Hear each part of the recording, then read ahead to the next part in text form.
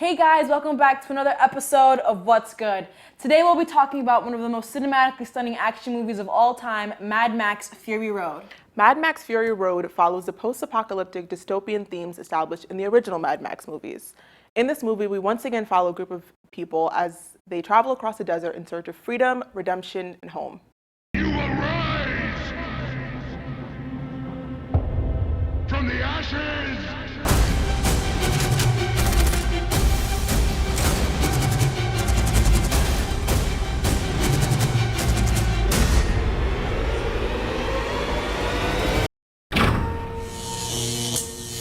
One of the things that was great about Mad Max was their fresh take on the tone of the post-apocalyptic world.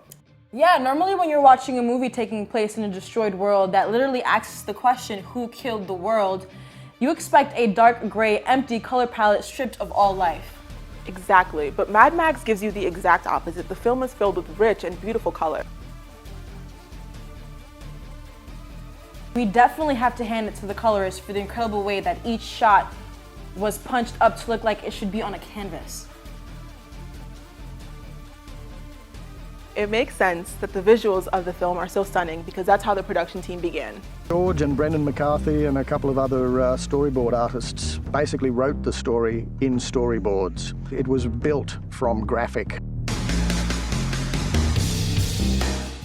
You know, there was actually minimal CGI in the movie, with the exception of the stormy skies and removing Charlize Theron's arm. It's so cool that they chose to keep the scenes as raw as possible because it definitely added another layer to the experience. I could definitely feel the difference watching them actually move through the landscape. It made every moment so much more intense and somehow easier to connect to. It's attention to detail like this that really made this film great. The colorist, Eric Whipp, said in an interview that each shot was sharpened independently and that for some shots, only parts of the frame were sharpened. Because this movie was so action-packed, a lot of the emotional intensity had to be portrayed through the characters' eyes, which the editors actually drew attention to by adding sharpness and contrast to every eyeball in the film.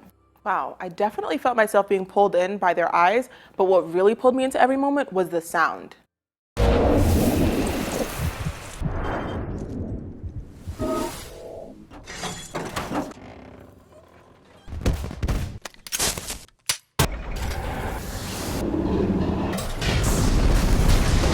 Every gear shift, deep breath, water, splash, and creak was so crisp. Of course, the big explosions and the crashes were edited well, but what really made it great was the focus on the little things. Exactly. The sound designer Mark Mangini actually said, Mad Max is a film that we see with our ears. He said he wanted the truck to be a giant roaring beast, and to accomplish that, they had to ground the sounds in reality. The sound team actually created whale noises to play under the roar of the truck. Toward the end of the movie, when the rig crashes and all of the sounds are whale calls and slowed down bear growls.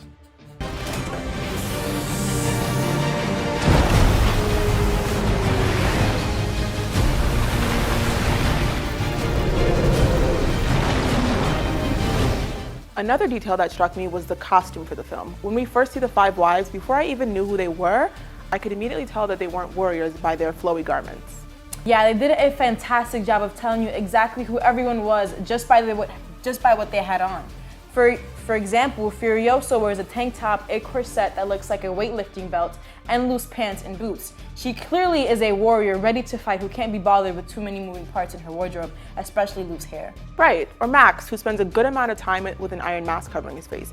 In the beginning, when he's a prisoner, we see him in tattered clothing, but as we move on and he gets further away from his captors, he's in a leather jacket, even though it's super impractical for the desert.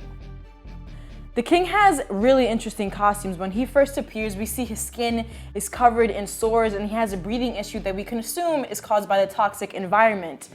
He wears a clear vest to protect his skin, but what really drew my attention were all the medals he wears around his vest. Details like this are really what gives you clues to the greater story at play here, and make the film worth a third or fourth watch just to get a sense of what's really going on. I love that this movie allows each character to have a moment as a person, not just a mindless warrior or a victim of their circumstance. It's things like this that eliminate the question of this film's relevance. Yes, honestly, watching it made me so inspired to create something just as spectacular as this movie. I think this is definitely a filmmaker's movie, just based on all of the pre- and post-production work that was done for it.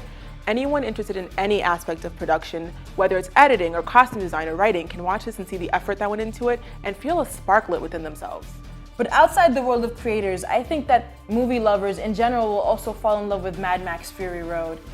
We hope that this has inspired you to watch the film with a closer look and hopefully create something just as amazing as well.